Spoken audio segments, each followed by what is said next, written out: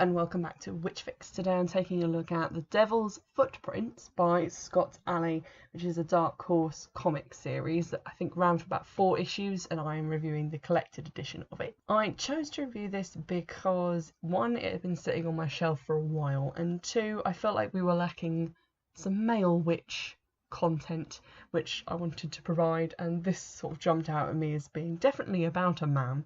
Whether he's a witch or not is sort of, I guess, up for grabs, but he's described as a sorcerer, and I'm counting that as a witch. Scott Allie worked on a lot of things for Dark Horse, a lot of the Dark Horse book of whatever, hauntings, witchcraft, the dead, monsters he worked on. He also did a lot with BPRD and some of the Buffy the Vampire Slayer season 8 and 9 comics, so he's quite well known.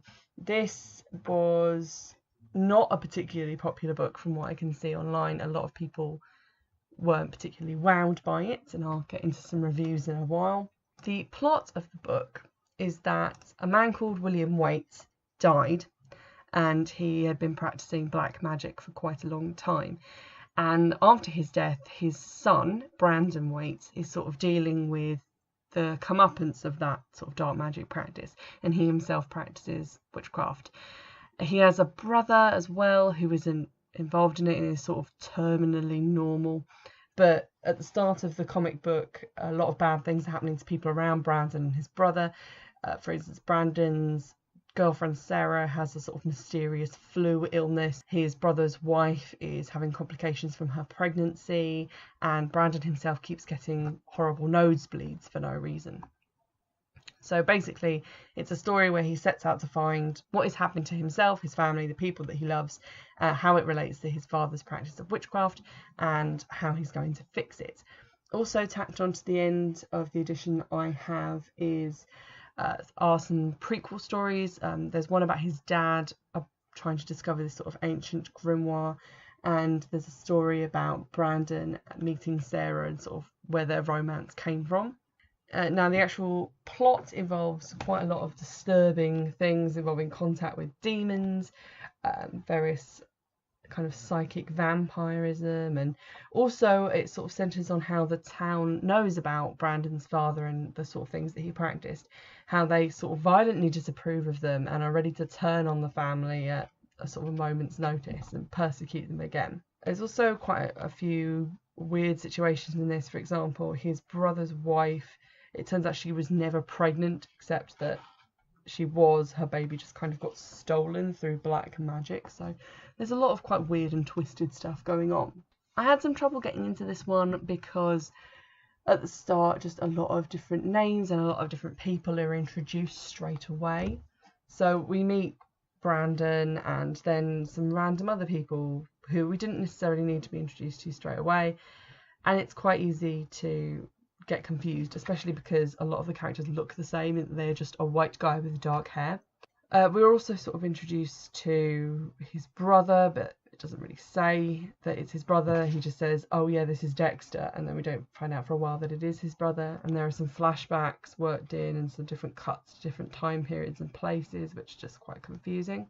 But once I got sort of a couple of pages in, was able to tell people apart, and I sort of understood what was happening. So from that point on, I did quite enjoy the story. It's sort of a story about a devil's bargain that his father made and the price that costs, but there's also sort of unexpected twists that are to do with other things that his dad was planning. I think from the point of view of representing a sort of ceremonial type of magic, which is very rooted in Crowley and all that sort of Key of Solomon type of thing, it does quite well. It brings quite a lot of that into it. There is quite a lot of reference to actual demons and creatures, the main one being Idpa, who I've googled and is actually a recognised demon. So that's quite interesting. At the back of the book there's a section called Demonology, which it says it has excerpts from The Secret Teachings of All Ages by Manly P. Hall and from A Modern History of the Occult Intelligences, and those seem to be actually real books.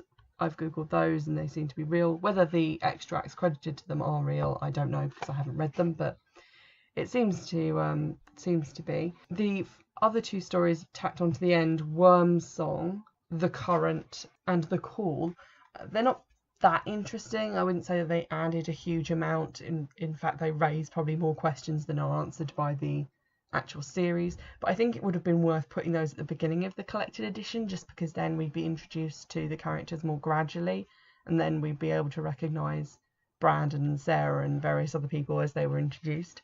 There's quite a lot of Lovecraftian stuff at play in terms of sort of secret rituals to summon demons, and in one of the shorter stories there is something that looks a lot like Cthulhu. I'm not overly familiar with Lovecraft, but even I can see that there's elements of that in there, and other people have commented it in their reviews. So I guess if you're a fan of sort of Lovecraft, if you're a fan of that sort of Lesser Key of Solomon branch of magic, then this might be something that you want to look into. Also, if you're just looking for something that has a male witch in it. It also references briefly occultists from England who are actually real people, so it has some sort of that history blended into it. I wouldn't say that the concept is incredibly original. It sort of reminded me of quite a few other things, but the execution is sort of reasonably okay. It doesn't really make for a great read, but it's not like jaw-droppingly bad either. The writing is just kind of wishy-washy, and sometimes it's not entirely clear what's happening or what's going on or what people's motivations are, but you can generally kind of understand after the fact what has happened. So it's all right, and it's quite short, so it will keep you going while you're maybe waiting for another book to be delivered by Amazon. I found it quite unreasonably annoying that they are inserting like coughs into Sarah's speech, but also that when Brandon gets punched on the nose, his speech changes and sort of everything starts starting with like a D or a B because he has a broken nose and his speech is all messed up. And I don't think you need to do that, because it makes it, one, incredibly difficult to read clearly, and you have to kind of keep like mentally blanking out different parts of it or changing letters back.